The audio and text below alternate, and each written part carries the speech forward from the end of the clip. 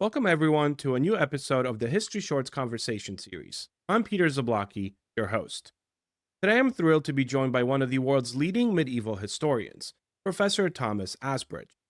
Tom is a reader in medieval history at Queen Mary University of London, and the author of acclaimed books, including The Crusades, the authoritative history of the war for the Holy Land, as well as The Greatest Knight, the remarkable story of William Marshall. His latest book is called The Black Death, a global history of humanity's most devastating pandemic. In it, he takes us beyond the usual European focused story to deliver a truly global account of the 14th century plague that killed tens of millions of people and fundamentally reshaped the world. Today, we'll discuss the global impact of the plague, the human stories behind the catastrophe, its lasting effects on society, and what lessons it might hold for our own time. I hope you guys enjoy.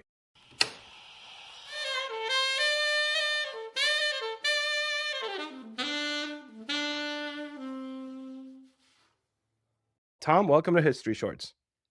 Thanks very much. Thanks for having me on. So let me start with this question that kind of brings you back, way back. When did you get into history? And when did this become a passion? I know I'm going way back. And then somehow, how does all of that lead to this particular book? I'm going to walk me through a long Sure. piece of history there. I won't give you the full autobiography. I was caught pretty young, actually. I'm very lucky. I had it's a bit of the classic. I had a teacher at school at what would be the equivalent in the US of high school. For me, which in the UK we call sixth form. I had one teacher who was called Mr. Mole, Richard Mole. He was teaching me the Crusades as half of the topic I was doing in history over 2 years. And I was just caught hook, line, and sinker.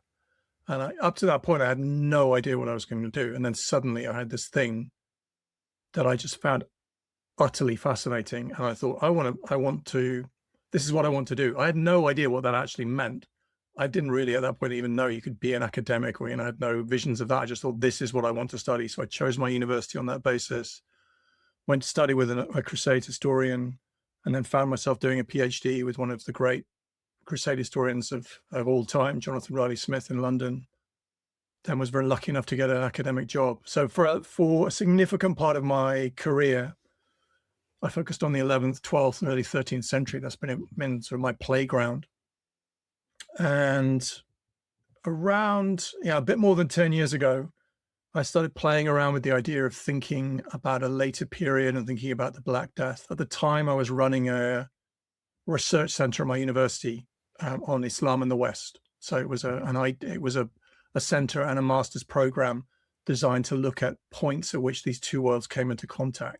And through that, I started to read some material on the fact that the Black Death had not just been a European phenomenon. It had been something that really profoundly affected the Muslim world.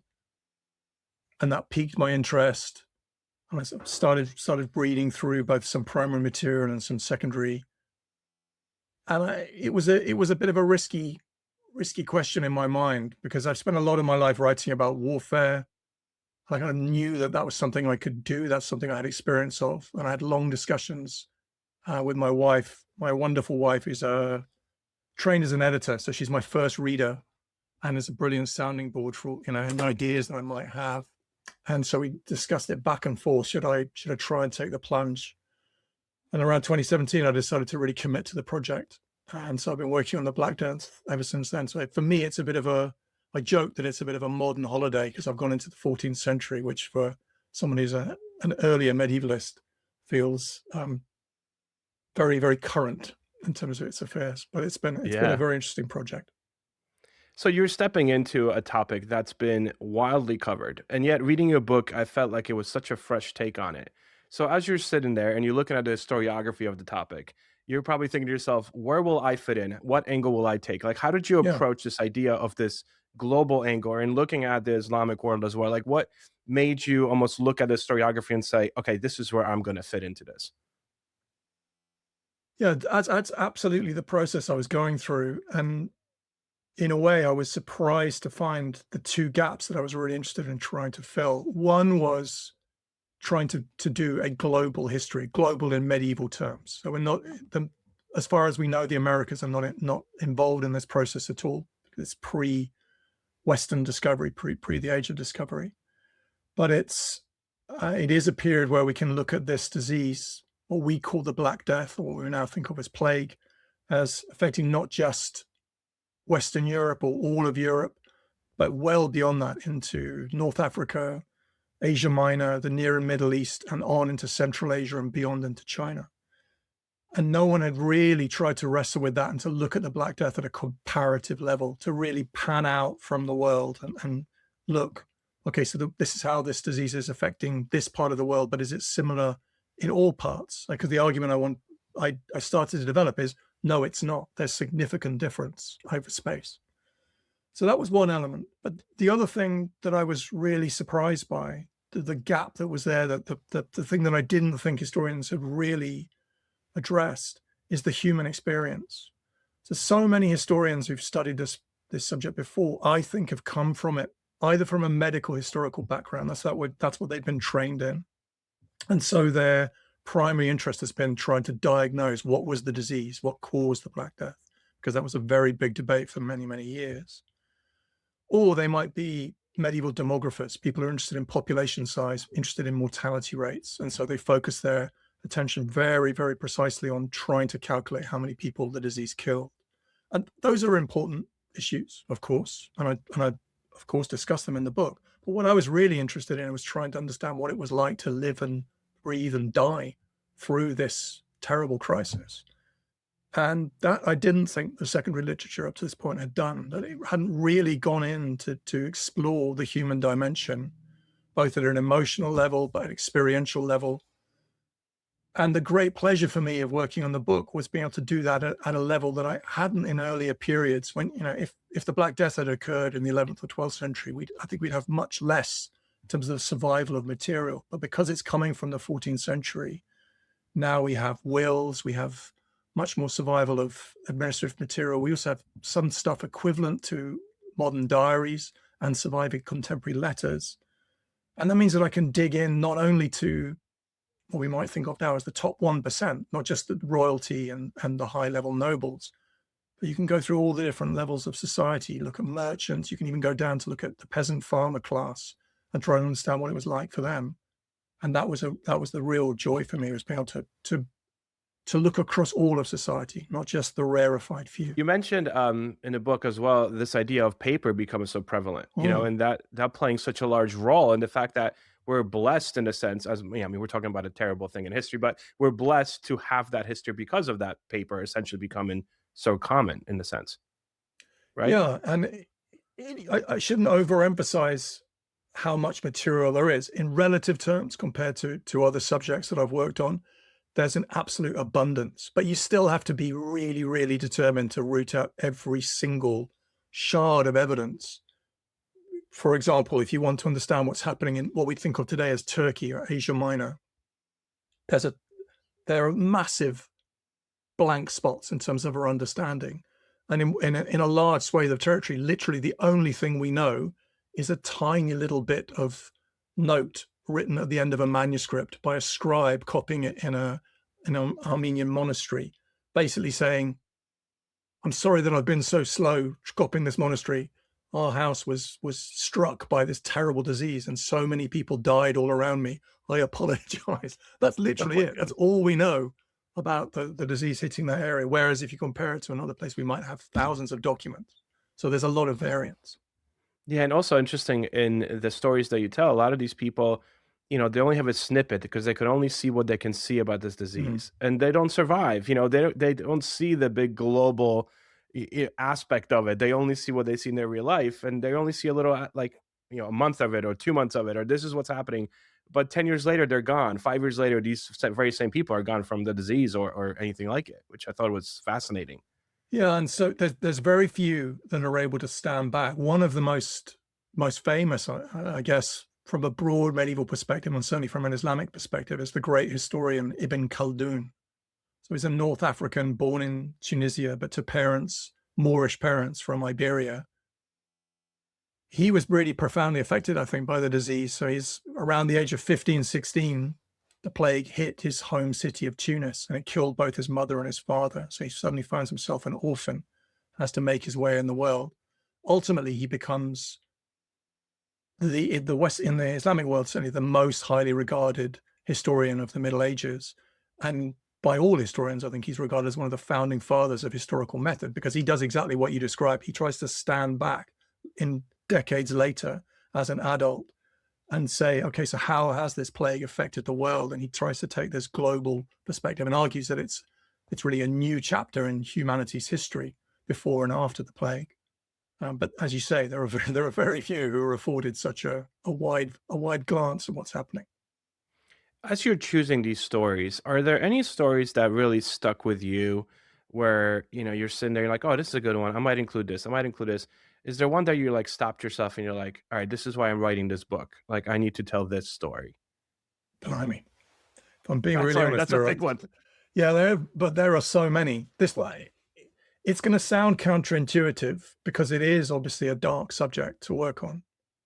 But the real truth is this was the most enjoyable book and most enjoyable research project I've ever worked on because almost every day I was coming out of this office where I do all my research, all my writing, just right beside my house and going back inside and saying, "You're not going to believe what I've worked on today." So I don't. It would be very hard to make a selection. One of the first ones that comes to mind is just a tiny sliver of evidence, but I think it's so revealing.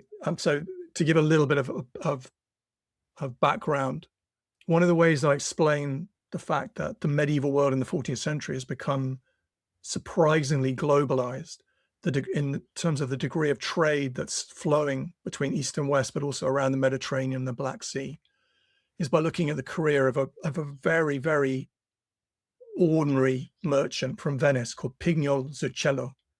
Pignol is basically a nickname. It means fussy. So all his friends call him Fussy Zucchello. He's a minor player. There's nothing great about him. He didn't achieve anything extraordinary in his life.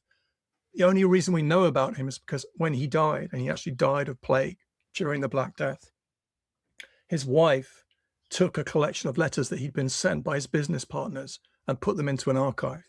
And we've been incredibly lucky that they survived. So all of those letters, particularly from the time when the Black Death starts to emerge and then is raging across the medieval world, are really, really fascinating.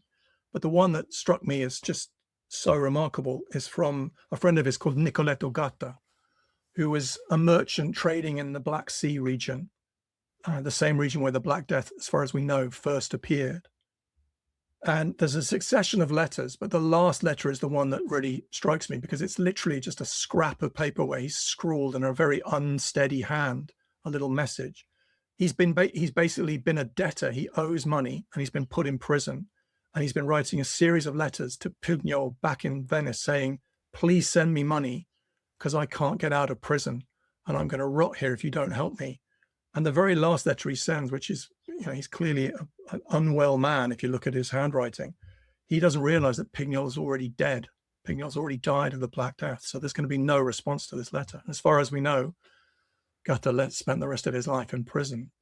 So that little shard of evidence was just a story that I thought that's not something I can leave on the cutting room Yeah, floor. that one stays with you at dinner time. Yeah. Yeah. That one, yeah, you take that out of the office. Um, the Islamic world, I kind of want to talk about that because the plague hit the Islamic world particular severity, right? And often when you look at the study of the Black Death, we concentrate so much in Europe, but we're talking about the collapse of the Mamluk Empire. What key differences did you find in how the Christian, Muslim, even Jewish communities experienced the Black Death? Because there is a big dichotomy between all of these. Yeah. Yeah. In a way, I think it's the biggest message. It's only one of the biggest messages I'm trying to put across in the book is that the broadly defined Christian West, what we might now think of as either the Latin or the Catholic world of Europe, and the Islamic world of the Near and Middle East and North Africa, they had very different experiences of the Black Death in a particular way. So all of those religions that you mentioned, Islam, Judaism, and Christianity, shared the belief that the disease that arrived was an act of God. In the Christian world and the Jewish world, it was seen as a punishment for sin. It was seen as God's wrath. But there's a very profound difference in Islamic circles, and that was that the ideology around plague, which went back to the time of Muhammad, went back to the 7th, 8th century, derive from the notion that plague was authored by God, but it wasn't a punishment for Muslims. For unbelievers, for non-Muslims, it was a punishment. But if you were a good Muslim and you caught plague, actually it was supposed to be a gift from God, because if you died, you were going to be guaranteed a place in heaven. It was martyrdom. And later writers even equate it with martyrdom through jihad, through holy war. So it's given a very prestigious status. And two consequences of that were that Islamic theology stated very clearly, A, the disease is not contagious. So you don't catch this from someone else. If you get it, it's the will of God. But if you don't get it, that's also the will of God. Nothing to do with your behavior in physical terms. And secondly, they argued, and they strictly regulated, that you're not allowed to flee from a place of plague, a plague outbreak. Both of those ideas, both of those strictures, I think affected the way society acted in places like Egypt and Syria, because we see far less evidence of flight from plague, and we see far less evidence of a phenomenon, pretty distressing phenomenon that we see in the West, which I term in the book abandonment, the idea that families and communities might fracture because they're so afraid of catching the disease back in Western Europe that they will leave people who are suffering from it to their fate. Basically, they won't tend to them. Whereas we don't see that in the Muslim world. We don't see any evidence of that. The downside of that for Islam, however, I think, is that there's likely to have been at least the same level of mortality, and quite likely higher levels of mortality in cities like Cairo and Damascus. So certainly in the region of 50% of the extant population, but maybe as high as 80%.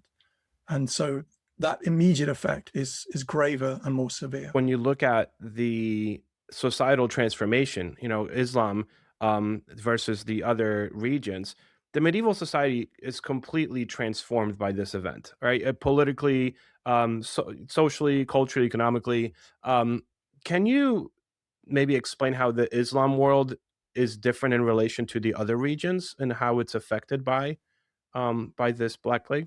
Sure. I think to understand that, though, there's two bits of context I need to cover. One is very straightforward to say, but it is perhaps, this really is the most important thing to understand about the Black Death. Because in the book, but much of the book is dedicated to exploring the first outbreak of this disease, the first appearance of plague. And it takes place between 1347 and 1353 across a large swathe of the medieval world. But after 1353, the disease seems to disappear. If that had been the only time that this disease had hit, it would have been catastrophic. There's no questioning of that, because, as I said, the average mortality in affected areas was around 50%. And my estimate, and I'd stress it really is just an estimate, of total mortality is somewhere in the region of 100 million people. So it's a cataclysmic event. But if it had been a one-off, a one and done, its ability to affect the world in the years to come would still have been relatively muted, I think. But the critical reality is that it's not a single appearance. Tragically, around the year 1361 to 2 or 3, the disease starts to reappear. When it comes back this time, it kills another 20% of the population in places it hits. And it starts reoccurring every 10 to 15 years for centuries. So I describe this era in the book as the Age of Plague. In technical terms, it's also known as the Second Plague Pandemic, because the Black Death is the start of a much longer process.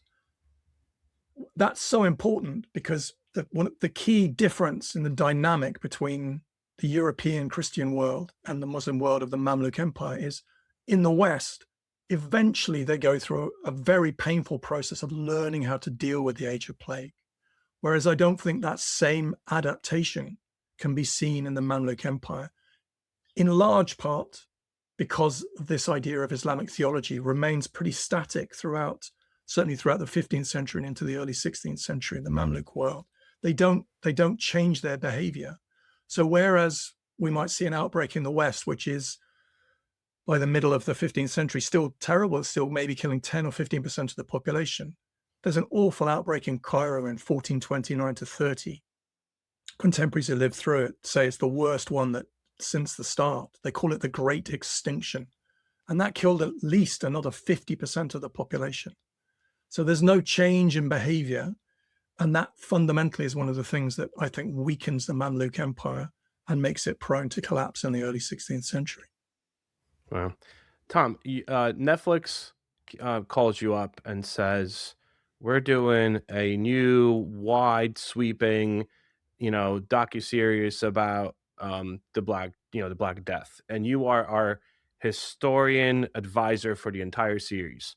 And you storm into that room and you say, first of all, what do you say? How do you follow that up? Right? Like, what do you what's some misconceptions that you're like, no, we're not doing this, we're not doing that? Like, you walk into that in Netflix room, conference room, you're like, all right, guys, first of all, how do you finish that? What are you thinking?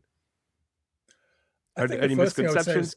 I, I Yeah. think I think the first thing I'd say is it's got to be about the human experience. You've got to make the characters, the real human beings that we can trace through the primary sources come to life, because that's the best way to tell us, and as much as possible to tell it in their own words as well, where we're lucky enough to have letters or narratives or chronicles or diaries surviving from these people. You can use those voices to really bring this thing into into a form of reality for an audience. In terms of misconceptions, the other the other thing I would try to argue, which is something I attempt in the book, I'm very interested to see how it works for readers, is I don't start the book with an immediate diagnosis of what this disease was from a modern perspective. And this is another thing that I agonized for a long time over: is this really going to work? Is this wise? So there was a real method to my madness, I would argue, because what I wanted to convey to the reader is the sense of the unknown. And I think now maybe society is more attuned to this, since we've all gone through COVID, and we can all remember those early months of COVID when there was so little known. Exactly how infectious is this disease? How is it transmitted? Can I touch can someone delivers a letter through my door? Do I need to sterilize the letter, or am I going to catch the disease from it? That's exactly the kind of fear that was engendered at the time of the Black Death, particularly when it came to transmission. So one of the most frightening arguments that was made by a medical school in what we now think of as southern France, was you can catch this disease just by looking someone in the eye. You imagine how terrified you would be to even emerge out of your door if you were Yeah. thinking that's how easily you could catch this. And the big difference is, this isn't just killing perhaps 1 or 2% of the population. This is scything through communities, killing whole households very, very rapidly. So I wanted to convey that sense that you don't start off by saying, yeah, clinically we know what it is. This is how we think it works. I wanted the reader, and I would argue in our imaginary Netflix documentary series, I'd want the audience to understand a little bit about that lack of certainty, because I think that also brings you more into the moment. It's also I think important to adopt that approach, because we shouldn't fool ourselves that we know everything about the disease. We now do know what we call the causative agent of the Black Death was, and it's a bacteria called Yersinia pestis, leading to what we think of as plague, either in bubonic, pneumonic, or septicemic forms, it would seem. But there's a lot we still don't know about transmission, how and why it spread as fast as it was, how and why it was as lethal as it was, and why it went into these periods of remission and then reappeared. And that's the other thing I love about this subject, that we don't have all the answers yet. That's part of what makes it fun, I think. Yeah, you did mention that in the book. This idea that it's an ongoing process of Yeah. analysis and evaluation, right?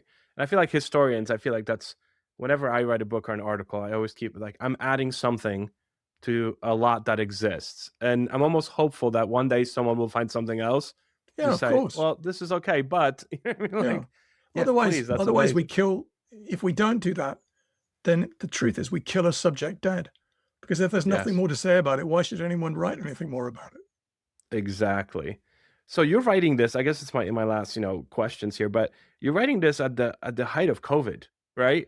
Are you like saying to yourself, wow, wow, this idea like I can't believe this is happening. Here I am in the middle of this like decade long process.